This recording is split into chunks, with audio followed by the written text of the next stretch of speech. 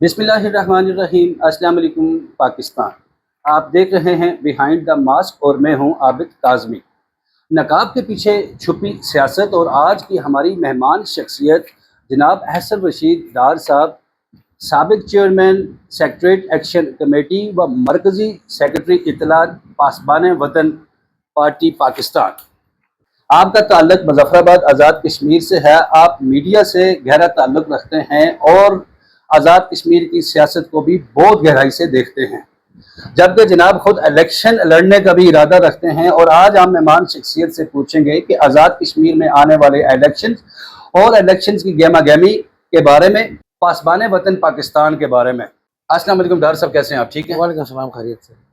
हम आपको वेलकम करते हैं जी अपने प्रोग्राम बिहाइंड द मास्क में। और आज हम जानेंगे आपसे मुज़फ़्फ़राबाद आज़ाद कश्मीर में जो इस वक्त इलेक्शन की गहमा गहमी चल रही है और आने वाले आमदा इलेक्शन के बारे में, और पासबान वतन पार्टी आया पाकिस्तान में और पार्टियों की कमी थी जो पासबान वतन पार्टी की ज़रूरत पड़ी, इसमें ज़रा बताइएगा। बिस्मिल्लाहिर्रहमानिर्रहीम। सबसे पहले तो मैं शुक्रिया अदा करता हूँ आबिद काज़मी साहब आपका, कि आपने मुझे मौका दिया इस आज़ाद कश्मीर की मौजूदा एक नाजुक सियासी और समाजी सूरत हाल में अपने ख़यालात का इज़हार करने का। तो जहाँ तक आपके सवाल का ताल्लुक है पासबान वतन पाकिस्तान के हवाले से, इसकी ज़रूरत क्यों महसूस हुई। पाकिस्तान में पहले बहुत सी पार्टियाँ थी, तो इसका मुख्तसर सा मैं आपको जवाब दे रहा हूँ कि पासबान वतन पाकिस्तान एक नई पार्टी है। इलेक्शन कमीशन ऑफ पाकिस्तान में रजिस्टर्ड है। आज़ाद कश्मीर में अभी ये रजिस्टर नहीं हुई। और पाकिस्तान में जो हमारा मंशूर है वो बहुत सिंपल है, क्योंकि आवाम हैं जो पाकिस्तान के, वो अरसा दराज से सफ़र हो रहे हैं, उनके मसाइल हल नहीं हो रहे। और हम पासबान वतन पाकिस्तान ये समझती है कि आवाम के जो जितने भी मसाइल हैं या कोई मुल्क तरक्की नहीं कर रहा, उसकी बुनियादी वजह जो है पाकिस्तान में जो पार्लिमानी जमहूरी निज़ाम है। चूँकि पाकिस्तान में बदकिस्मती से शरह ख़वानगी जो है उस तरह मुनासिब नहीं है। अभी भी वडेराशाही सिस्टम है, पंजाब में जागीरदारी सिस्टम है, सिंध में वडेरा सिस्टम है और बलूचिस्तान में कबायली सिस्टम है। तो इन मुख्तलिफ़ किस्म के कबायली और वडेराशाही के निज़ामों की मौजूदगी में, जहाँ पे शरह ख़वानगी भी ना हो, आवाम में शऊर भी ना हो, तो पार्लिमानी जमहूरी निज़ाम कामयाब हो ही नहीं सकता।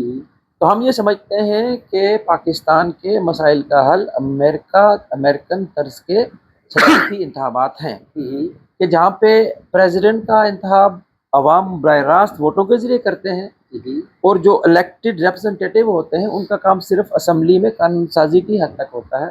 प्रेसिडेंट बाख्तियार होता है और वो अपनी कैबिनेट में टेक्नोक्रेट्स के ले सकता है, और वो डायरेक्ट अवाम को जवाबदेह है। तो इस तरह चूँकि अख्तियारात प्रेसिडेंट के पास होंगे और किसी ब्लैकमेलिंग का शिकार नहीं होगा, 5 साल के लिए इसको आईनी तहफ़्फ़ुज़ होगा, तो यकीनी तौर पर इस्लाहत होंगी और मसाइल हल होंगे। तो दूसरा जो हमारा है मंशूर का हिस्सा है, अहम हिस्सा है, वो ये है कि पाकिस्तान में तवील अरसे से एक सिविल मिलिट्री कशमकश निज़ाम के अंदर हो रही है। क्योंकि सिविलियन लीडरशिप और ब्यूरोक्रेसी जो है, हम देखते हैं कि हमेशा नाजुक वक्त में पस मंज़र में चली जाती है और मुल्क का निज़ाम पाकिस्तान आर्मी को ही संभालना पड़ता है। तो दुनिया के मुख्तलिफ जदीद तरक्की याफ्ता ममालिक में मिलिट्री को सिविलियन या जमहूरी सेटअप में एक प्रॉपर रोल दिया जाता है। तो हमारा ये कहना है, हमारा मानना है कि पाकिस्तान की जो कौमी सलामती के अदारे हैं, उनकी सलाहियतों से फ़ायदा उठाते हुए उनको सिविलियन निज़ाम हुकूमत में प्रॉपर एक आइनी रोल दिया जाना चाहिए। और इंशाअल्लाह हम समझते हैं कि ये सिविल और मिलिट्री का जो आपस में जो ये कोऑर्डिनेशन होगा, ये यही रास्ता है, हमारे मसाइल हल होंगे। बहुत खूब। डॉक्टर साहब, ये बताइएगा कि पासबान वतन पार्टी पाकिस्तान में मौजूद है, तो आज़ाद कश्मीर में पासबान वतन पार्टी का क्या स्टेटस है, ये ज़रा बताइएगा। फिल वक्त आज़ाद कश्मीर में चूँकि जब पाकिस्तान में रजिस्टर्ड हो रही थी, तो उस वक्त आज़ाद कश्मीर में जो टेन्योर जो था जमहूरी हुकूमत का, वो तकरीबन पूरा होने के करीब था। अभी इलेक्शन सार पे हैं, ठीक है। तो ऐसे वक्त में जब इलेक्शन में 2-3 महीने रह चुके हों, तो एक नई पार्टी रजिस्टर करवाना, फिर हवा में मोबिलाइजेशन करना, मंशूर को फैलाना, तो एक that is a big deal. तो इसलिए फिल वक्त हमने आज़ाद कश्मीर में इसकी रजिस्ट्रेशन नहीं करवाई। पाकिस्तान में तंजीम साजी पे तवज्जो दी जा रही है। तो इंशाअल्लाह इंतखाबात के बाद आज़ाद कश्मीर में भी बाकायदा रजिस्ट्रेशन होगी और पूरे आज़ाद कश्मीर के 10 अजला में इंशाअल्लाह तंजीम साजी की जाएगी, और इंशाअल्लाह आज़ाद कश्मीर में भी हम फरसुदा निज़ाम के खिलाफ जदोजहद करेंगे। और हमारा यही मानना है कि आज़ाद कश्मीर के मसाइल का हल भी सदारती निज़ाम है। जमहूरियत, पार्लिमानी जमहूरियत आज़ाद कश्मीर में मुकम्मल नाकाम हो चुकी है।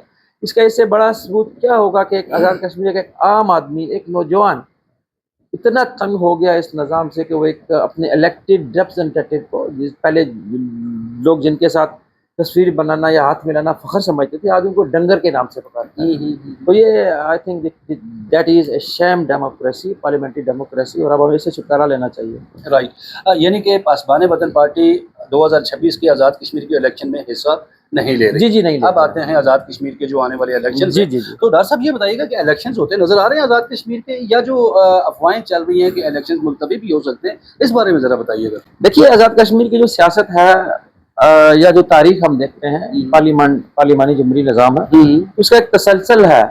बुरे से बुरा वक्त भी आया, आपने देखा 2005 में एक ज़िलज़ला आया, इट वाज सो डेवास्टेटेड, तो उसमें तो बड़ा लॉसेस हुए, निज़ाम ज़िंदगी मफलूज हो चुका था, इंफ्रास्ट्रक्चर तबाह हो गया था, हज़ारों शोधा थे, लाखों जख्मी थे, उसके बावजूद इंतखाबात हुए थे। तो अब भी मैं नहीं समझता कोई ऐसे गैर यकीनी सूरत हाल है या इतना बड़ा कोई डिजास्टर है या इतनी बड़ी कोई मास मोबिलाइजेशन है कि इंतखाबात नहीं होंगे। इंतखाबात होंगे और इंशाल्लाह अपने वक्त पे होंगे और अच्छे तरीके से होंगे। तो डॉक्टर साहब ये बताइएगा कि अवामी एक्शन कमेटी निज़ाम के लिए खतरा है आज़ाद कश्मीर के लिए?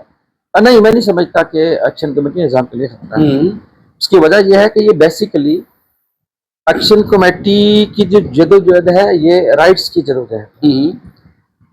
अब मुझे ना कोई इन्फॉर्मेशन है, ना मैं कुछ तैयारी कर सकता हूँ, ना मेरा इनसे कोई तल्लक है कि एक्शन कमेटी के मकसद क्या है, इनका एजेंडा क्या है और क्या ये किसी के लिए काम कर रहे हैं। मेरा चूंकि इनसे तल्लक कोई नहीं है, इन लोगों से रब्ता कोई नहीं है, लिहाजा इसके बारे में कोई क्या सहराई नहीं कर सकता। लेकिन मैं इतना जानता हूँ कि आज़ाद कश्मीर का जो नौजवान तबका है, जो न्यूट्रल लोग हैं, जो निज़ाम से तंग है, वो एक राइट्स मूवमेंट के नाम पे एक्शन कमेटी को सपोर्ट कर रहे हैं। उसमें कोई शक नहीं है, मानने वाली बात है कि आज़ाद कश्मीर के जुमला 10 अजला में एक्शन कमेटी को एक पढ़े लिखे, बेरोजगार, बाशऊर नौजवान और बाशऊर शहरी की सपोर्ट हासिल है। बहुत खूब। अच्छा डॉक्टर साहब ये बताइएगा कि अशराफिया की मराद का क्या मामला है और एक्शन कमेटी को आप किस हद तक संजीदा देखते हैं इस मामले में? देखिए, जो तहरीक जब शुरू हुई थी एक्शन कमेटी की, तो उसकी बुनियादी वजह यह बनी थी कि अचानक बिजली के बिलों में बेपनाह इजाफा हो गया। अब आज़ाद कश्मीर के लोगों को पहले भी ये गिला था कि बिजली की पैदावार आज़ाद कश्मीर से हो रही है। जो हमारा हाइडल पावर जो जनरेशन है, फर्ज किया मंगला, हजारों वाट पंजाब में जाती है और मुल्क के दूसरे सूबों को जा रही है। तो दूसरी तरफ आज़ाद कश्मीर की 300 या 350 मेगावाट की जरूरत पूरी नहीं हो रही और ऊपर से कीमतों में अचानक बेपनाह इजाफा। तो इसमें जो आवाम के लिए ये काफ़ी झटका था, नाकाबिले बर्दाश्त था। वो इस सूरत हाल में एक्शन कमेटी ने चाहे फ़ायदा उठाया या उनके दिल में कोई संजीदगी थी या दर्द था, इसका तो वही जानते होंगे। बहरहाल आवाम सड़कों पे आई और यहाँ से एक्शन कमेटी बूस्ट हुई, आटा और बिजली की कीमतों के लेके एक तहरीक चली और तहरीक कामयाब हुई। अब उसके बाद जो आम आदमी है, जो आज़ाद कश्मीर का है या तालिब इल्म है, बेरोजगार नौजवान है, एक छोटे दर्जे का ताजर है, वो अरसा दराज से समझ रहा है, इतना सोशल मीडिया ने शऊर दिया है कि आज़ाद कश्मीर एक छोटा सा खिता है। मेरे ख्याल में आबादी देखें तो शायद तहसील रावलपिंडी से भी कम होगी, तहसील रावलपिंडी से कम होगी। जिला तो बड़ी बात है, चले मान लेते हैं डिस्ट्रिक्ट पिंडी के बराबर है। तो भाई जिला रावलपिंडी को एक डीसी चला रहा है, एक एसएसपी चला रहा है, 2-3 एससी होंगे, 4 डीएसपी होंगे, 8 एसएचओ होंगे, एक एमएनए होगा, 3-4 एमपीए होंगे, एक सब जज होगा। ये स्ट्रक्चर होगा एडमिन का, और क्या होगा? आप क्या समझते हैं, क्या यही होगा ना? उसके मुकाबले में आज़ाद कश्मीर में तो आपके पूरी असम्बली है, 53 मेंबरान असम्बली है, आपका अपना सदर है, प्राइम मिनिस्टर है, 25-30 सेक्रेटरीज आपने लगाए हुए हैं, वहाँ पे आपने बेशुमार महकमे बनाए हुए हैं, 10 जिले बनाए हुए हैं, दर्जनों कमिश्नर हैं, दर्जनों डीसी हैं, दर्जनों एसी हैं, और ये सब लोग जो है अब इनका आवाम की तकलीफ में इजाफा ही करते जा रहे हैं। तो लोगों में पिछले माजी करीब से, बल्कि माजी बहीद से एक सोच डेवलप हो रही है कि जो आज़ाद कश्मीर का निज़ाम है, इसका बेनिफिशरी से ब्यूरोक्रेसी है और सियासी क्या करती है। यानी बहसीत इन्होंने इन्होंने अपने लिए, अपनी मराहत के लिए बेपनाह असामियाँ तख्लीक की हुई हैं, बेपनाह मराहत रखी हुई है, और जितना भी बजट है वो इनकी मराहत और तनख्वाहों और अलाउंसेस में जा रहा है। और दूसरी जानब जो आवाम की अक्सरियत है, जो ब्यूरोक्रेटिक सेटअप से बाहर है, उसको कुछ भी नहीं मिल रहा। इवन के सरकारी अस्पतालों में डिस्प्लिन की गोली नहीं है, सरकारी स्कूलों में इमारत नहीं है, बच्चे टर्नों पर बैठ रहे हैं, टीचर स्कूलों से गैर हाजिर हैं, बच्चों के पास किताबें नहीं है, यूनिवर्सिटी में बच्चे फीस न होने की वजह से तालीम से महरूम हो रहे हैं। तो लोगों के दिलों में इशराफिया के लिए गम गुस्सा की एक लहर मौजूद है, और ये जायज भी है। और अगर अब इस तहरीक को देखें तो बिल्कुल सामने नजर आ रहा है कि एक्शन कमेटी इसके बारे में कंप्रोमाइज हो रही है, कहीं पे भी नहीं बोल रही, और एक बिला जवाज एक इशू उन्होंने उठाया हुआ है कि महाजरीन की 12 सीटों को खत्म किया जाए। तो ये टोटल नॉनसेंस है। देखिए, अब एक ऐसे वक्त में जब तहरीक आज़ादी कश्मीर एक नाजुक मोड़ में है, अभी आपने देखा गुज़श्ता साल इंडिया ने जहरियत की और पाकिस्तान आर्मी ने फील्ड मार्शल की क़यादत में बड़ा मुंह तोड़ जवाब दिया उसका। तो पाकिस्तान का एक पूरी दुनिया में एक मकाम है। और अभी आपने देखा कि जो ईरान और अमेरिका की वार हुई, इसमें पाकिस्तान की जो आर्मी, जो सिविलियन गवर्नमेंट ने, एस्टेब्लिशमेंट ने जो किरदार अदा किया, बड़ा पॉजिटिव, तो पूरी दुनिया में पाकिस्तान का एक रोशन इमेज बन के आया है। तो अब इसको डिग्रेड करने के लिए इंडिया एक तरफ जो है मकबूजा कश्मीर जिसे हम कहते हैं, वहां पे तो उसने आजाद कश्मीर के शहरियों के लिए भी सीटें रखी हुई हैं। मेरे ख्याल में शायद 24 सीटें हैं जो खाली रहती है। तो अभी जो मीडिया पे जो रिपोर्ट्स आ रही है कि मोदी गवर्नमेंट जो है इंडिया में आजाद कश्मीर के लोगों ने जो सीटें रखी है उनमें इजाफा करने जा रही है। तो ऐसे में अगर आप पाकिस्तान की 12 सीटें ही खत्म कर देते हैं तो इसका नुकसान तहरीक आजादी को होगा। अब अगर हम यहाँ से सीटें खत्म करेंगे तो जो हमारे रेफ्यूजीज सेटल इन पाकिस्तान है तो उन्हें कोई इंटरेस्ट नहीं रहेगी, वो तो कल अपना ये स्टेट सब्जेक्ट भी नहीं बनाएंगे। तो जबकि दूसरी तरफ इंडिया जो है पंडित पूरी इंडिया से बुला के कश्मीर में आबाद कर रहा है, हिंदुओं को बुला के आबाद कर रहा है, वहाँ की बस्तियों सही जा रही है। तो अगर आप सीटें खत्म करेंगे 6 महीने बाद अगर इंडिया बोलेगा और राय शुमारी कराओ, तो राय शुमारी में आप किधर जाएंगे फिर? अच्छा डर साहब, तो इंडिया जीत जाएगा। हाँ अच्छा डर साहब, ये तो मैं ये कह रहा था कि बात इशराफिया की चली थी, तो बिल्कुल नजर आ रहा है कि एक्शन कमेटी इशराफिया की मराहत के हवाले से सीरियस नहीं है, वो एजेंडे से डिट्रिक हो रही है। अवाम जो है आटा, बिजली, इंसाफ, इशराफिया के जो मराहत है, ठीक, और गैर जो जरूरी असामियां हैं, अखराजात हैं, ये खत्म करना चाहती है। अवाम ये चाहती है कि इंसाफ हो, उन्हें पटवारी कल्चर से निजात मिले, उन्हें सस्ता फौरी इंसाफ मिले, ठीक है। इस तरफ तो एक्शन कमेटी आ नहीं रही। अब सारा तनाज़ा, सारा झगड़ा 12 सीटों पे आके अटका हुआ। तो 12 सीटों का से आज़ाद कश्मीर के लोगों का, एक आम आदमी को कोई लेना देना नहीं है। डॉक्टर साहब 12 सीटों का मामला जरा बाद में आता है, लेकिन इससे पहले अगर बुनियादी ज़रूरियात की बात की जाए, आटा, बिजली और दीगर जो बुनियादी ज़रूरियात के लिए तो एक्शन कमेटी ने मुतालबात मंजूर भी करवाई है हुकूमत आज़ाद कश्मीर से। बिलाशुबा लोगों को सस्ता आटा भी मिल रहा है, सस्ती बिजली, आटा जो है सब्सिडाइज हुआ है, बिजली बहुत मुनासिब रेट्स पे मिल रही है। और यही वजह है कि अवाम इनके साथ जुड़े हैं ना। अब उस तहरीक को, राइट्स मूवमेंट को उसी अंदाज में आगे आना चाहिए। लेकिन अवाम का एक तरफ तो महंगाई के खिलाफ एहतजाज था, फरसूदा निजाम के खिलाफ, अब उसको उसी अंदाज में आगे जाना चाहिए था, अपनी लिमिटेशन के अंदर रहते हुए। लेकिन आप पिछले 5-6 महीने से देख रहे हैं पब्लिक राइट्स की कोई बात नहीं हो रही, और गैर जरूरी इश्यूज को इश्यूज बनाया जा रहा है। जो बर्निंग इश्यूज हैं, एक्शन कमेटी इशराफिया को बिल्कुल टच नहीं कर रही, जुल्म ज़्यादतियां जारी हैं, कोई टच नहीं हो रहा। अवाम पटवारी कल्चर के सताए हैं, कोई नहीं बोल रहा। फिर कैसे याशें कर रहा है, कोई नहीं बोल रहा। अस्पताल में अद्वियात नहीं है, कोई नहीं बोल रहा। तो मेरे ख्याल में वो डिट्रेक्ट हो चुके हैं, और शायद लोग ये समझते जा रहे हैं कि उनकी जद्दोजहद शायद कहीं ना कहीं पे खतरे पे जा रही है। अच्छा, एक्शन कमेटी अभी 9 जून को फिर धरने की कॉल दे चुकी भी है, और कश्मीर में इलेक्शंस की गहमा गहमी भी शुरू हो चुकी है। तो इलेक्शंस को मुलतवी होता हुआ देख रहे हैं, या एक्शन कमेटी का ये धरना किस तरफ लेकर जाएगा कश्मीर के हालात को? नहीं, इलेक्शन जहाँ तक मेरा अंदाजा मुलतवी नहीं होंगे। देखिए, माजी में पहले मैंने अर्ज किया था, ज़लज़ला एक बड़ी तबाही थी, इंफ्रास्ट्रक्चर टोटली तबाह हो गया था। इलेक्शन तभी मुलतवी नहीं हुए, इलेक्शन हुए। तो खुदा ना ख्वास्ता आज़ाद कश्मीर में ऐसे हालात नहीं है कि इलेक्शन नहीं होंगे। सिस्टम मौजूद है, एक निज़ाम है, और निज़ाम के तहत इलेक्शन होंगे, कोई खतरा नहीं है, ये निज़ाम चलता रहेगा। बहुत खूब।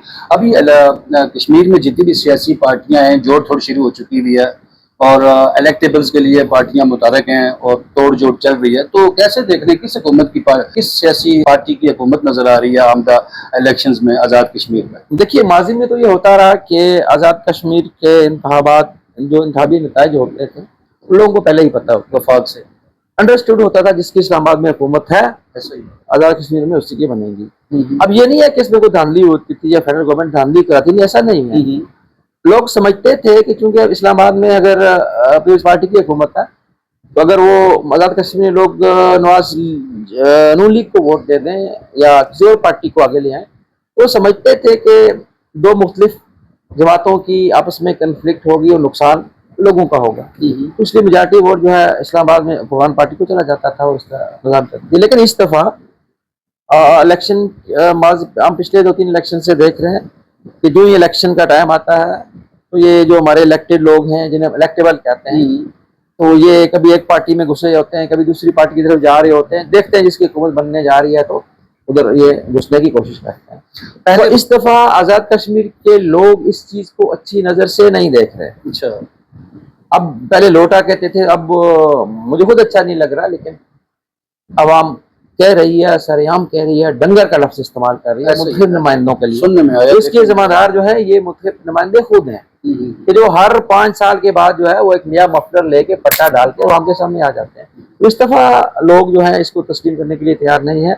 और अभी अभी जो सोशल मीडिया पे जो खबरें आ रही हैं कि इस दफा जो मुस्लिम लीग नवाज के जो कायद हैं मियां नवाज शरीफ साहब, उन्होंने बड़ा सख्त नोटिस लिया है, चूँकि समझा जा रहा है, गलत अमकान है कि चूँकि इस वक्त इस्लामाबाद में नवाज शरीफ नून लीग की हुकूमत है तो आज़ाद कश्मीर में भी इस दफा नून लीग हुकूमत बनाएगी। तो धड़ाधड़ लोग अपनी पार्टियां छोड़ के नून लीग की तरफ आ रहे हैं। तो सुना है, अभी सोशल मीडिया पे रिपोर्ट हो रहा है कि जो पिछले 2-3 दिन पहले जो पार्लियामेंट्री पार्टी की मीटिंग थी लाहौर में, तो मियां साहब ने बड़ा सख्त नोटिस दिया। उन्होंने कहा कि किसी भी लोटे को नून लीग टिकट नहीं देगी। लेकिन ये बड़ा खुश आइंदा है। लेकिन नून लीग के टिकट के लिए लोटे भी तो इस वक्त सर धड़ की बाजी लगा रहे हैं, जो मुख्तलिफ पार्टियों से होते हुए अभी नून लीग के टिकट के उम्मीदवार हैं। तो क्या लगता है आपको कि मियां साहब के बयानिए को देखा जाए कि वो लोटों को टिकट नहीं देंगे, तो लोटे दूसरी तरफ जा रहे हैं और इलेक्टेबल्स भी लोटे नजर आ रहे हैं। इस बारे में क्या लगता है आपको कि बयानिया मियां साहब का किस हद तक मुफीद रहेगा? देखिए, मैं समझता हूँ मियां साहब ने एक अच्छा फैसला किया। अगर उस पर कायम रहते हैं, कायम रहना पड़ी, अगर वो इक़्तिदार को अपनी तरजीह नहीं समझते, अगर वो उनके लिए तरजीह नहीं है कि आज़ाद कश्मीर में नून लीग हर हुकूमत में हुकूमत बनाए, तो अगर वो ये काम कर जाते हैं, लोगों को टिकट नहीं देते, तो आज़ाद कश्मीर की सियासत से गंदगी पाक हो जाएगी। और ये इन लोगों का भी भला है। अब लोग इन्हें डंगर कहते हैं, कल पता नहीं क्या कहेंगे। तो जब सियासत से गंदगी दूर होगी, सियासी लोगों का अवाम में इज्जत बढ़ेगी, निज़ाम में बेहतरी आएगी, तो ये खुश आइंदा है। और इस दफा जो ज़मीनी हकाइक हैं, मैं चूँकि मुजफ्फराबाद में रहता हूँ, मेरा मुख्तलिफ लोगों से, मीडिया के लोगों से, मुख्तलिफ अलख्याल लोगों से, मुख्तलिफ इजला के लोगों से मेरा रब्ता रहता है। मेरे दोस्त अहबाब, मेरे का हल्का अहबाब काफ़ी वसी है। तो इस दफ़ा जो है जनरल जो है एक आम आदमी वो लोटों को पसंद नहीं कर रहा और वो मोतदिल दरमियानी चॉइस देखना चाह रहे हैं। और शायद इस इंतखाबात के नतीजा के लिए हैरान कौन होंगे, बड़े बड़े बुर्ज जिन्हें आप कहते हैं वो देखेंगे किस तरह धड़ाम से उलटते हुए नजर आएंगे। अच्छा। और आपको मेरा अपना अंदाजा है कि इस दफा कई नए चेहरे आपको असेंबली में नजर आएंगे। नए चेहरे, नई पार्टी, नए चेहरे, हाँ, शायद पार्टियां पुरानी ही हो लेकिन चेहरे शायद नए हों और मुमकिन है कोई आज़ाद उम्मीदवार भी सामने आ जाए। डॉक्टर साहब बहुत बहुत शुक्रिया। ये बताइएगा कि नून लीग की हुकूमत ही बनती हुई नजर आ रही है आपको हैसियत सियासी वर्कर और कश्मीरी शहरी होने के, और दूसरा एक्शन कमेटी और हुकूमत के साथ हुकूमत के मामला जो चल रहे हैं, इलेक्शंस भी होते हुए नजर आ रहे हैं। एक्शन कमेटी का 9 जून का जो अभी धरना कॉल किया हुआ है वो भी होता हुआ नजर आ रहा है, या कोई ना कोई इनकी आपस में बैठक हो जाएगी हुकूमत की और कमेटी? देखिए, जो मीडिया की रिपोर्टिंग है वो तो ये बता रही है कि जो डायलॉग का एक सिलसिला था वो काफ़ी अर्सा पहले ख़त्म हो गया है। अब एक तरफ एक्शन कमेटी जो है बड़े पैमाने पे मोबिलाइजेशन कर चुकी है, शुरू हो चुकी है कि 9 जून को हमने हड़ताल करनी है, लागमात जो भी उनका प्लानिंग है उस पर मोबिलाइजेशन कर रहे हैं। और अब आंखें बंद करने वाली बात नहीं है, ज़मीनी हकीकत है। लोग खासकर नौजवान है या एक आम ताजर है, एक न्यूट्रल शहरी है जो इस निज़ाम से तंग है, जो इन लोटों से अब तंग हो चुका है, क्योंकि सियासी पार्टियां डिलीवर करने में नाकाम हो चुकी हैं, बिल्कुल नाकाम हो चुकी हैं। ठीक है, तो इस एहतजाज में यकीनी तौर पर उनका साथ देगा नजर आ रहा है। दूसरी तरफ जो है हुकूमत जो है आज़ाद कश्मीर वो कोशिश कर रही है कि दरमियानी रास्ता निकाला जाए, वहाँ एहतजाज तक न पहुंचे। तो अभी तक तो ये चीजें चल रही हैं, लेकिन लचक कहीं नजर नहीं आ रही। अब एक्शन कमेटी इस वक्त 12 सीटों पे अड़ी है, डटी हुई है। अब उनका मैं नहीं समझता कि वो इतना कोई संजीदा मामला है इस पे अड़ा जाए। बजाय उसके वो इशराफिया की अगर मराहत की तरफ आए, बेरोजगारी के खात्मे की तरफ आए और तजवीज़ मांगे, गवर्नमेंट को दें, सनत की तरक्की की बात करें, फौरी इंसाफ की बात करें, ये पटवार कल्चर के खत्म करने की बात करें, थानों में बरादरीज़म के नाम पे जो जिरगे होते हैं उनको खत्म करें, जुल्म ज़्यादतियाँ खत्म करें, वडेराशाही निज़ाम खत्म करें। तो एक्शन कमेटी को मेरे ख्याल में इधर आना चाहिए। ठीक है, तो हाँ, बहरहाल जो आपका सवाल था, एहतजाज बिल्कुल जाहिर लग रहा होगा, एक्शन कमेटी पीछे नहीं हटेगी। अब देखते हैं, ये खबरें भी आ रही हैं कि शायद कहीं पे एक नई आईनी तरमीम की भी ड्राफ्टिंग हो रही है, जो शायद माजिद सीटें कम की जा रही हैं। पर उम्मीद है कि कुछ ना कुछ लेदे होगी और ये मामला टल जाएगा। एहतजाज हुआ भी तो शायद कुछ अरसे, कुछ टाइम के लिए होगा और मामला एंड पे मुज़ाकरात के जरिए ही हल हो जाएगा। कुछ लो और कुछ दो पे बात खत्म हो जाएगी। देखिए, मुज़ाकरात ही हमेशा बेहतर रास्ता रहा किसी भी मामले में हो। अच्छा, एक्शन कमेटी का धरना भी होता हुआ नजर आ रहा है, इलेक्शंस भी होते हुए नजर आ रहे हैं, नून लीग की हुकूमत भी बनते हुए नजर आ रही है आमदा इलेक्शन में। तो मैं सॉरी मैं इंटरप्ट करूंगा। मैं ये नहीं कह रहा कि बनती नजर आ रही है।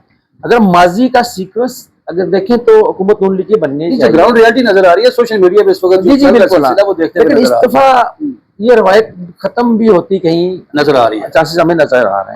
तो क्योंकि आवाम के मिजाज इस दफा टोटल चेंज है। ठीक है, तो मखलूत हुकूमत या कहीं पे भी किसी पार्टी की मेजॉरिटी नहीं, बल्कि ये आपको मैं स्टेट फॉरवर्ड बता रहा हूँ, कोई पार्टी भी अक्सरियत नहीं ले पाएगी। एक मखलूत हुकूमत बनेगी जिसमें जाहिर है जो क्राइन है वो ये बता रहे हैं कि नून लीग सिंगल लार्जेस्ट पार्टी होगी।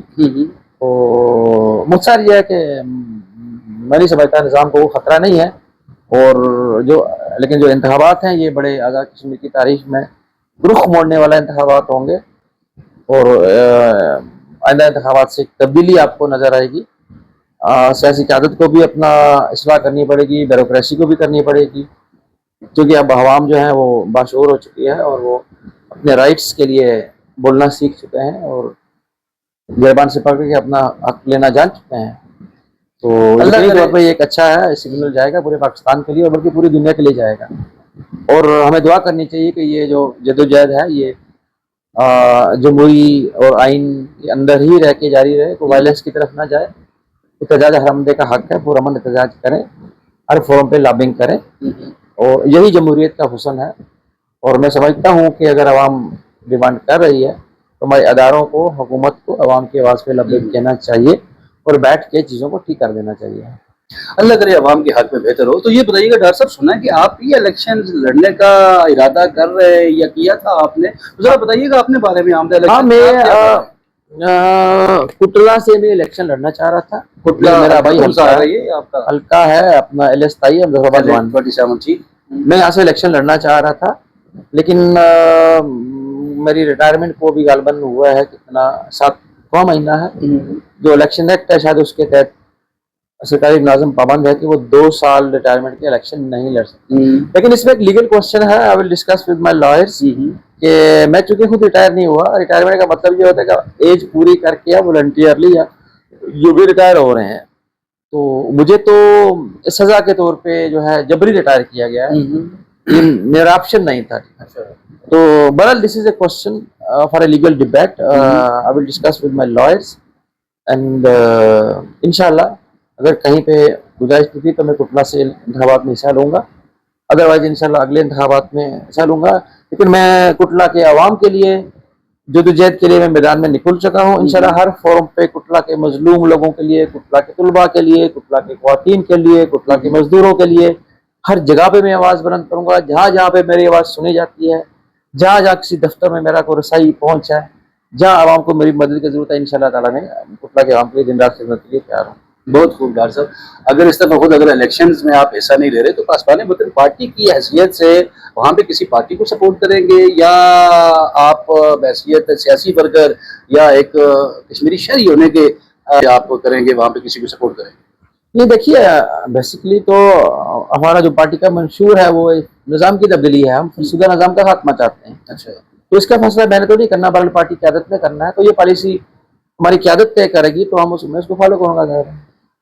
बहुत खूब डार साहब, बहुत बहुत शुक्रिया। नाजरीन, बिहाइंड द मास्क में हमारे मेहमान शख्सियत एहसन रशीद डार साहब थे। आज हमने इनसे पासबान वतन पार्टी, आज़ाद कश्मीर की आमदा इलेक्शंस और एक्शन कमेटी के आने वाले 9 जून के एहतजाज के बारे में तफसीलन गुफ्तगू की। तो अपना ख्याल रखिएगा। बिहाइंड द मास्क से इजाज़त दी, मिलेंगे अगले प्रोग्राम में नई मेहमान शख्सियत के साथ। अल्लाह नेगेबान। शुक्रिया जनाब। ओके, अच्छा। Thank you.